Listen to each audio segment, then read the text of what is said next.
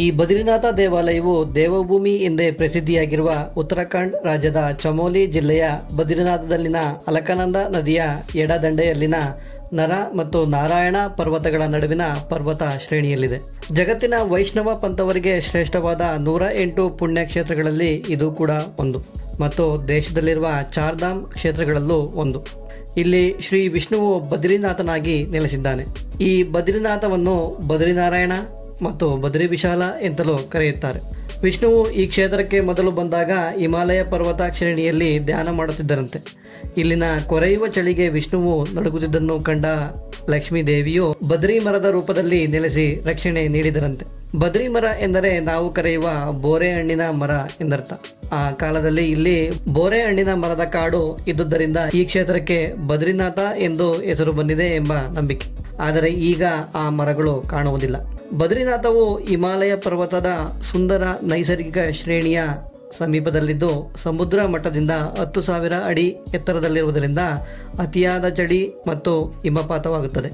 ಆದ್ದರಿಂದ ವರ್ಷದ 6 ತಿಂಗಳು ಅಂದರೆ ನವೆಂಬರ್ನಿಂದ ಏಪ್ರಿಲ್ವರೆಗೆ ಮುಚ್ಚಲಾಗುತ್ತದೆ ಮತ್ತು ಮೇಯಿಂದ ಅಕ್ಟೋಬರ್ವರೆಗೆ ದರ್ಶನಕ್ಕೆ ತೆರೆದಿರುತ್ತದೆ. ಬದ್ರಿನಾಥ ಯಾತ್ರೆಯು ಕೇದಾರನಾಥ ಯಾತ್ರೆಯಷ್ಟೇ ಪ್ರಾಮುಖ್ಯತೆಯನ್ನು ಪಡೆದುಕೊಂಡಿದೆ.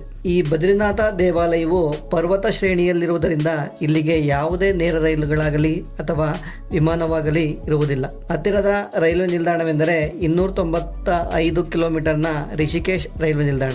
ಇಲ್ಲಿಗೆ ಕೆಲವು ನಗರಗಳಿಂದ ನೇರ ರೈಲು ವ್ಯವಸ್ಥೆ ಇದ್ದು ಅದರಂತೆ ಬೆಂಗಳೂರಿನ ಯಶವಂತಪುರದಿಂದ ಪ್ರತಿ ಗುರುವಾರ ಬೆಳಗ್ಗೆ 7 ಗಂಟೆಗೆ ಸ್ಪೆಷಲ್ ಫೇರ್ ಟ್ರೈನು ಯಲಹಂಕ ಇಂದೂಪುರ ಮಾರ್ಗವಾಗಿ ರಿಷಿಕೇಶವನ್ನು ಶನಿವಾರ ಬೆಳಗ್ಗೆ 10:20ಕ್ಕೆ ತಲುಪುತ್ತದೆ. ಹುಬ್ಬಳ್ಳಿಯಿಂದಲೂ ರಿಷಿಕೇಶ್ಗೆ ನೇರ ರೈಲು ಇದ್ದು ಇದು ಪ್ರತಿ ಸೋಮವಾರ ರಾತ್ರಿ 8:30ಕ್ಕೆ ಹುಬ್ಬಳ್ಳಿಯಿಂದ ಹೊರಟು ಮೀರಜ್ ಅಹಮದಾನಗರ್ ಮಾರ್ಗವಾಗಿ ಬುಧವಾರ ರಾತ್ರಿ 11:30ಕ್ಕೆ ರಿಷಿಕೇಶ್ ತಲುಪುತ್ತದೆ. ಇನ್ನು ಮಂಗಳೂರಿನಿಂದಲೂ ನೇರ ರೈಲು ಇದ್ದು ಇದು ಪ್ರತಿ ಶುಕ್ರವಾರ ಸಂಜೆ 5:10ಕ್ಕೆ ಮಂಗಳೂರಿನಿಂದ ಹೊರಟು ಗೋವಾದ ಮಡ್ಗಾನ್ ರತ್ನಗಿರಿ ಮಾರ್ಗವಾಗಿ ಭಾನುವಾರ ಮಧ್ಯಾಹ್ನ 1:30ಕ್ಕೆ ರಿಷಿಕೇಶ್ ತಲುಪುತ್ತದೆ. ಇಲ್ಲಿಂದ ಬದ್ರಿನಾಥಕ್ಕೆ ರಸ್ತೆ ಮಾರ್ಗವಾಗಿ ಟ್ಯಾಕ್ಸಿ ಅಥವಾ ಬಸ್ ಮೂಲಕ ಹೋಗಬೇಕಾಗುತ್ತದೆ. ವಿಮಾನದ ಮೂಲಕ ಬರುವವರಿಗೆ ಹತ್ತಿರದ ವಿಮಾನ ನಿಲ್ದಾಣವೆಂದರೆ 314 ಕಿಲೋಮೀಟರ್ನ ದೇಹರಾದೂನ್ನ ಜಾಲಿ ಗ್ರ್ಯಾಂಡ್ ಏರ್ಪೋರ್ಟ್. ಇಲ್ಲಿಗೆ ದೇಶದ ಅನೇಕ ಪ್ರಮುಖ ನಗರಗಳಿಂದ ನೇರ ವಿಮಾನಗಳಿವೆ. ಹೆಚ್ಚಿನ ವಿಮಾನ ಸೌಲಭ್ಯಕ್ಕಾಗಿ ದೆಹಲಿಗೆ ಬಂದು ಅಲ್ಲಿಂದ ಇಲ್ಲಿಗೆ ಮತ್ತೊಂದು ವಿಮಾನದಲ್ಲಿ ಬರಬಹುದಾಗಿದೆ.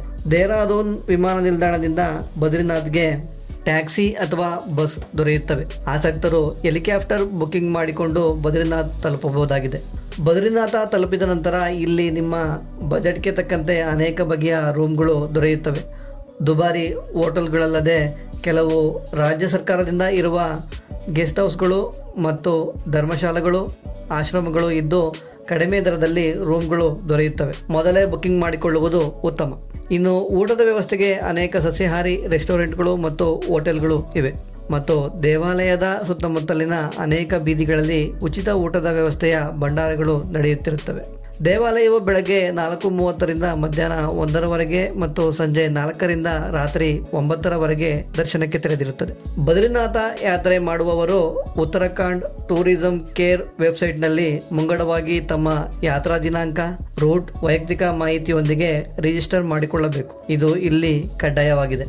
ಶ್ರೀ ವಿಷ್ಣುವು ಬದ್ರಿನಾರಾಯಣನಾಗಿ ಬದ್ರಿನಾಥದಲ್ಲಿ ನೆಲೆಸಿದ ಐತಿಹಾಸಿಕ ಹಿನ್ನೆಲೆ ನೋಡುವುದಾದರೆ ಪುರಾತನ ಕಾಲದಲ್ಲಿ ಈ ಕ್ಷೇತ್ರದಲ್ಲಿ ಮೊದಲು ಶಿವ ಮತ್ತು ಪಾರ್ವತಿಯರು ನೆಲೆಸಿದ್ದರಂತೆ. ಹೀಗೆ ವಿಷ್ಣುವು ಭೂಸಂಚಾರ ಮಾಡುವಾಗ ಈ ಕ್ಷೇತ್ರವನ್ನು ನೋಡಿ ಮನಸ್ಸಾಗಿ ಇಲ್ಲಿ ನಾನು ನೆಲೆಸಬೇಕೆಂದು ಇಚ್ಛೆಯಾಯಿತಂತೆ. ಆದರೆ ಈ ಮೊದಲೇ ಶಿವ ಪಾರ್ವತಿಯರು ನೆಲೆಸಿರುವುದನ್ನು ತಿಳಿದು ವಿಷ್ಣುವು ಹೇಗಾದರೂ ಈ ಕ್ಷೇತ್ರದಲ್ಲಿ ನೆಲೆಸಬೇಕೆಂದು ಪುಟ್ಟ ಬಾಲಕನ ರೂಪ ತಾಳಿ ವಿಷ್ಣುವು ಶಿವಪಾರ್ವತಿಯರ ನೆಲೆಯ ಬಾಗಿಲಿನಲ್ಲಿ ನಿಂತು ಅಳತೊಡಗಿದರಂತೆ. ಅಳುವ ಸದ್ದು ಕೇಳಿದ ಪಾರ್ವತಿ ದೇವಿಯು ಬಂದು ಮಗುವನ್ನು ಎತ್ತಿಕೊಳ್ಳಲು ಮುಂದಾದಾಗ ಶಿವನು ಪಾರ್ವತಿಯನ್ನು ತಡೆದು, ಬೇಡ, ಈ ಬಾಲಕನನ್ನು ಎತ್ತಿಕೊಳ್ಳಬೇಡ, ಇವನು ಸಾಮಾನ್ಯ ಬಾಲಕನಲ್ಲ, ಮುಂದೆ ತೊಂದರೆಯಾದೀತು ಎಂದರೂ ಕೇಳದ ಪಾರ್ವತಿಯು ಬಾಲಕನನ್ನು ಎತ್ತಿಕೊಂಡು ಮನೆಯೊಳಗೆ ಕರೆತಂದರಂತೆ. ಮನೆಗೆ ಬಂದ ತಕ್ಷಣ ಬಾಲಕನ ರೂಪದಲ್ಲಿದ್ದ ವಿಷ್ಣುವು ಎತ್ತರೆತ್ತರವಾಗಿ ಬೆಳೆದು ನಿಲ್ಲುತ್ತಾನೆ. ಇದನ್ನು ಕಂಡ ಶಿವನು ಆ ಕ್ಷೇತ್ರವನ್ನು ವಿಷ್ಣುವಿಗೆ ಬಿಟ್ಟುಕೊಟ್ಟು ಕೇದಾರ ಕ್ಷೇತ್ರಕ್ಕೆ ಹೋಗಿ ನೆಲೆಸಿದರಂತೆ. ನಂತರ ವಿಷ್ಣುವು ಪರ್ವತದ ಮೇಲೆ ಧ್ಯಾನ ಭಂಗಿಯಲ್ಲಿ ಕುಳಿತು ತಪ ಮಾಡುತ್ತಾರೆ. ಆ ಹಿಮಾಲಯದ ಚಳಿಗೆ ನಡುಗುತ್ತಿರುತ್ತಾರೆ. ಇದನ್ನು ಕಂಡ ಲಕ್ಷ್ಮೀ ದೇವಿಯು ಬೋರೆ ಹಣ್ಣಿನ ಮರದ ರೂಪ ತಾಳಿ ವನವಾಗಿ ನೆಲೆಸಿ ವಿಷ್ಣುವಿಗೆ ರಕ್ಷಣೆ ನೀಡುತ್ತಾಳೆ. ಉತ್ತರಾಖಂಡ್ನಲ್ಲಿ ಬೋರೆ ಹಣ್ಣಿಗೆ ಬದ್ರಿ ಎನ್ನುತ್ತಾರೆ. ಇಲ್ಲಿ ಬದ್ರಿ ಮರದ ವನ ಇದ್ದುದರಿಂದ ಈ ಕ್ಷೇತ್ರಕ್ಕೆ ಬದ್ರಿನಾಥ ಎನ್ನಲಾಯಿತು.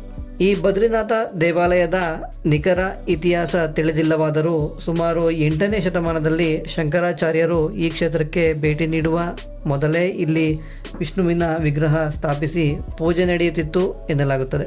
ಆ ಸಂದರ್ಭದಲ್ಲಿ ಬೌದ್ಧ ಧರ್ಮ ಪ್ರಾಬಲ್ಯ ಹೊಂದಿದ್ದರಿಂದ ಇಲ್ಲಿದ್ದ ವಿಷ್ಣುವಿನ ವಿಗ್ರಹವನ್ನು ಅಲಕಾನಂದ ನದಿಯಲ್ಲಿ ಅಡಗಿಸಿ ಇಟ್ಟಲಾಗಿತ್ತು. ನಂತರ 8ನೇ ಶತಮಾನದಲ್ಲಿ ಶಂಕರಾಚಾರ್ಯರು ಈ ಕ್ಷೇತ್ರಕ್ಕೆ ಭೇಟಿ ನೀಡಿದಾಗ ನಡೆದ ಘಟನೆ ತಿಳಿದು ನದಿಯಿಂದ ವಿಗ್ರಹ ಹೊರತೆಗೆದು ತಪ್ತಕುಂಡ ಪಕ್ಕದಲ್ಲಿದ್ದ ಗುಹೆಯಲ್ಲಿ ಮೂರ್ತಿಯನ್ನು ಪ್ರತಿಷ್ಠಾಪಿಸಿ ನಿತ್ಯ ಪೂಜೆ ಸಲ್ಲುವಂತೆ ವ್ಯವಸ್ಥೆ ಮಾಡಿದರಂತೆ. ನಂತರ 17ನೇ ಶತಮಾನದಲ್ಲಿ ಗರ್ವಾಲ್ ವಂಶದ ರಾಜರ ಅಧಿಕಾರದ ಸಮಯದಲ್ಲಿ ಪ್ರಸ್ತುತ ಈಗಿರುವ ದೇವಾಲಯವನ್ನು ನಿರ್ಮಿಸಿ ಗುಹೆಯಲ್ಲಿದ್ದ ವಿಷ್ಣುವಿನ ಮೂರ್ತಿಯನ್ನು ಸ್ಥಳಾಂತರಿಸಿ ಪ್ರತಿಷ್ಠಾಪಿಸಲಾಯಿತು. ನಂತರ ಬಂದಂತಹ ಅನೇಕ ರಾಜರುಗಳು ದೇವಾಲಯದ ನಿರ್ವಹಣೆ ಮತ್ತು ದುರಸ್ತಿಗೆ ಅನೇಕ ಕೊಡುಗೆ ನೀಡಿದ್ದಾರೆ. ಈ ಶ್ರೀ ಬದ್ರಿನಾಥ ದೇವಾಲಯವನ್ನು ಸಾಂಪ್ರದಾಯಿಕ ಗರ್ವಾಲಿ ಶೈಲಿಯಲ್ಲಿ ಪ್ರತಿಬಿಂಬಿಸುವಂತೆ ಪೂರ್ಣ ಕಲ್ಲು ಮತ್ತು ಮರದಿಂದ ನಿರ್ಮಿಸಲಾಗಿದೆ. ದೇವಾಲಯದ ಮುಂಭಾಗದಲ್ಲಿ ಮರದಿಂದ ಕೆತ್ತಿದ ಸುಂದರ ಚಿತ್ರಕಲೆಗಳು, ಮೂರ್ತಿಗಳು, ಬಣ್ಣ ಬಣ್ಣದ ಅಲಂಕಾರಗಳನ್ನು ನೋಡಬಹುದು. ಕಮನಾಕಾರದ ಕಿಟಕಿಗಳು, ಶಂಕುವಿನಾಕಾರದ ಗರ್ಭಗುಡಿ ಇವೆಲ್ಲವೂ ಗರ್ವಾಲಿ ವಾಸ್ತುಶಿಲ್ಪವನ್ನು ಪ್ರತಿನಿಧಿಸುತ್ತವೆ.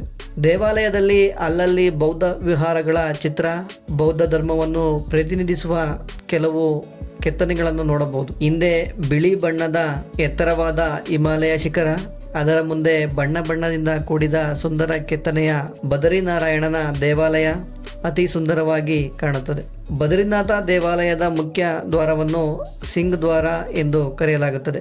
ದೇವಾಲಯದ ಮೇಲ್ಭಾಗದಲ್ಲಿ 50 ಅಡಿಯ ಗೋಪುರವನ್ನು ಹೊಂದಿದ್ದು ಮೇಲ್ತುದಿಗೆ ಚಿನ್ನದ ಲೇಪನದ ಕಳಶ ಇಡಲಾಗಿದೆ. ದೇವಾಲಯವನ್ನು ಗರ್ಭಗೃಹ, ದರ್ಶನ ಮಂಟಪ ಮತ್ತು ಸಭಾ ಮಂಟಪ ಎಂದು 3 ಭಾಗಗಳಾಗಿ ವಿಂಗಡಿಸಲಾಗಿದೆ.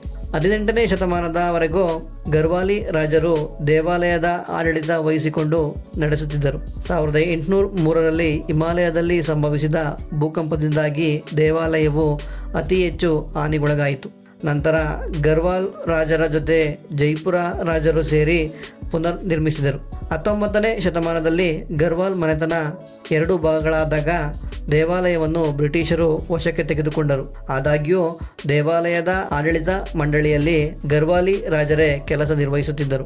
ಕಾಲ ಕಳೆದಂತೆ ಈ ಕ್ಷೇತ್ರವು ಪ್ರಸಿದ್ಧ ತೀರ್ಥಯಾತ್ರಾ ಸ್ಥಳವಾಗಿ ರೂಪಾಂತರಗೊಂಡು ಇಂದು ಲಕ್ಷಾಂತರ ಭಕ್ತರು ಪ್ರತಿ ವರ್ಷ ಯಾತ್ರೆ ಮಾಡುತ್ತಾರೆ. ದೇವಾಲಯವನ್ನು 6 ತಿಂಗಳು ಚಳಿಗಾಲದಲ್ಲಿ ಹಿಮಪಾತವಾದ್ದರಿಂದ ದೇವಾಲಯ ಮುಚ್ಚಿರುತ್ತದೆ. ಈ ಸಂದರ್ಭದಲ್ಲಿ ದೇವಾಲಯದ ಉತ್ಸವ ಮೂರ್ತಿಯನ್ನು ಹತ್ತಿರದ ಜೋಶಿ ಮಠಕ್ಕೆ ತಂದು ನಿರಂತರ ಪೂಜೆ ಸಲ್ಲಿಸಲಾಗುತ್ತದೆ. ದೇವಾಲಯವು 6 ತಿಂಗಳು ಮುಚ್ಚಲು ಚಳಿಗಾಲದಲ್ಲಿ ಬೀಳುವ ವಿಪರೀತ ಹಿಮಪಾತ ನೈಸರ್ಗಿಕ ಕಾರಣವಾದರೆ, ಪೌರಾಣಿಕ ಹಿನ್ನೆಲೆ ನೋಡುವುದಾದರೆ ಹಿಂದೆ ಒಮ್ಮೆ ದೇವತೆಗಳು ಈ ಬದ್ರಿನಾರಾಯಣನ ದರ್ಶನಕ್ಕೆಂದು ಬಂದಾಗ ಮಾನವರಿಂದ ದೇವತೆಗಳಿಗೆ ನೂಕು ನುಗ್ಗಲಾಯಿತಂತೆ. ಈ ನೂಕು ನುಗ್ಗಲನ್ನು ತಪ್ಪಿಸಲೆಂದೇ ಚಳಿಗಾಲದಲ್ಲಿ 6 ತಿಂಗಳು ದೇವತೆಗಳಿಗೆ ಮತ್ತು ಉಳಿದ 6 ತಿಂಗಳು ಮಾನವರಿಗೆಂದು ಮಾಡಲಾಯಿತು ಎಂಬ ನಂಬಿಕೆ. ದೇವಾಲಯ ಮುಚ್ಚಿದ ಸಂದರ್ಭದಲ್ಲಿ ಸ್ವತಃ ನಾರದರೇ ಪೂಜೆ ಸಲ್ಲಿಸುತ್ತಾರೆ ಎಂಬ ನಂಬಿಕೆ ಇದೆ. ಅಲಕಾನಂದ ನದಿಯ ನೀರು ಹಿಮಾಲಯದಿಂದ ಹರಿದು ಬರುವುದರಿಂದ ಅತಿಯಾದ ಚಳಿಯಿಂದ ಕೂಡಿರುತ್ತದೆ ಮತ್ತು ಪರ್ವತದಿಂದ ರಭಸವಾಗಿ ಹರಿಯುವುದರಿಂದ ಇದರಲ್ಲಿ ಸ್ನಾನ ಮಾಡುವುದು ಅಸಾಧ್ಯ. ಆದ್ದರಿಂದ ಬದ್ರಿ ನಾರಾಯಣನ ದರ್ಶನ ಪಡೆಯುವ ಭಕ್ತರು ಈ ನದಿಯ ಪಕ್ಕದಲ್ಲೇ ಇರುವ ಬಿಸಿ ನೀರಿನ ತಪ್ತಕುಂಡದಲ್ಲಿ ತೀರ್ಥ ಸ್ನಾನ ಮಾಡಿ ದರ್ಶನ ಪಡೆಯುತ್ತಾರೆ. ಈ ಕುಂಡದಲ್ಲಿ ಸ್ವತಃ ಅಗ್ನಿದೇವರೇ ನೆಲೆಸಿದ್ದಾನೆ ಮತ್ತು ನಮ್ಮ ಎಲ್ಲ ರೋಗ ರುಜಿನಗಳನ್ನು ನಿವಾರಿಸುತ್ತಾನೆ ಎಂಬ ನಂಬಿಕೆ. ಈ ಹಿಮಾಲಯ ಪರ್ವತ ಶ್ರೇಣಿಯ ಕೊರೆಯುವ ಚಳಿಯ ನಡುವೆಯೂ ಈ ಕೊಳದಲ್ಲಿ 45 ಡಿಗ್ರಿಯಷ್ಟು ನೀರು ಬಿಸಿಯಾಗಿರುವುದು ಅಚ್ಚರಿ. ದೇವಾಲಯದ ಪ್ರಧಾನ ಮೂರ್ತಿಯಾದ ಬದ್ರಿನಾರಾಯಣನು ಪದ್ಮಾಸನ ಭಂಗಿಯಲ್ಲಿ ಧ್ಯಾನ ನಿರತರಾಗಿ ಕುಳಿತಿದ್ದು ಕಪ್ಪು ಕಲ್ಲಿನಿಂದಾದ 1 ಮೀಟರ್ ಎತ್ತರದ ಮೂರ್ತಿಯಾಗಿದೆ. ಬದ್ರಿನಾಥನ ಮೂರ್ತಿಯ ಜೊತೆಗೆ ನರ, ನಾರಾಯಣ, ನರಸಿಂಹ, ಲಕ್ಷ್ಮಿ, ಉದ್ಭವ ಗರುಡ, ಕುಬೇರ, ನಾರದ ಮತ್ತು ನವದುರ್ಗೆಯರ ಮೂರ್ತಿಗಳಿದ್ದು ಪೂಜೆ ಸಲ್ಲಿಸಲಾಗುತ್ತದೆ. ದೇವಾಲಯವು ಉತ್ತರ ಭಾರತದಲ್ಲಿದ್ದರೂ ಪ್ರಧಾನ ಅರ್ಚಕರು ದಕ್ಷಿಣ ಭಾರತದ ಮಲಯಾಳಿ ಬ್ರಾಹ್ಮಣರಾದ ಲಂಬೋದರಿಗಳು ಸಲ್ಲಿಸುತ್ತಾರೆ. ದೇವಾಲಯದ ಪ್ರಧಾನ ಅರ್ಚಕರನ್ನು ರಾವಲ್ ಎಂದು ಕರೆಯುತ್ತಾರೆ. ಈ ಅರ್ಚಕರನ್ನು ಸ್ವತಃ ಆದಿಶಂಕರಾಚಾರ್ಯರೇ ಕ್ರಿಸ್ತಶಕ 8ನೇ ಶತಮಾನದಲ್ಲಿ ನೇಮಿಸಿದ್ದರು. ಅದರಂತೆ ಇಂದು ಕೂಡ ನಡೆದುಕೊಂಡು ಬಂದಿದೆ. ಪ್ರತಿ ವರ್ಷದ ಸೆಪ್ಟೆಂಬರ್ನಲ್ಲಿನ ವಾಮನ ದ್ವಾದಶಿಯಂದು ಬದರಿನಾರಾಯಣನ ತಾಯಿಯನ್ನು ನೆನೆದು ಮತ್ತು ಗಂಗಾ ಮಾತಾ ಧರೆಗೆ ಇಳಿದು ಬಂದ ಸಂತೋಷ ಆಚರಣೆಗೆಂದು ಈ ಕ್ಷೇತ್ರದಲ್ಲಿ ಮಾತಾ ಮೂರ್ತಿಕಾ ಉತ್ಸವ ನಡೆಯುತ್ತದೆ. ಅಂದು ಬದರಿನಾಥನ ಉತ್ಸವ ಮೂರ್ತಿಯನ್ನು ಹೊತ್ತು ಮಾನಾ ಗ್ರಾಮದಲ್ಲಿರುವ ಮಾತಾ ಮೂರ್ತಿ ದೇವಾಲಯಕ್ಕೆ ಭವ್ಯ ಮೆರವಣಿಗೆ ನಡೆಸಲಾಗುತ್ತದೆ. ಈ ಸಂದರ್ಭದಲ್ಲಿ ಲಕ್ಷಾಂತರ ಭಕ್ತರು ಸೇರುತ್ತಾರೆ.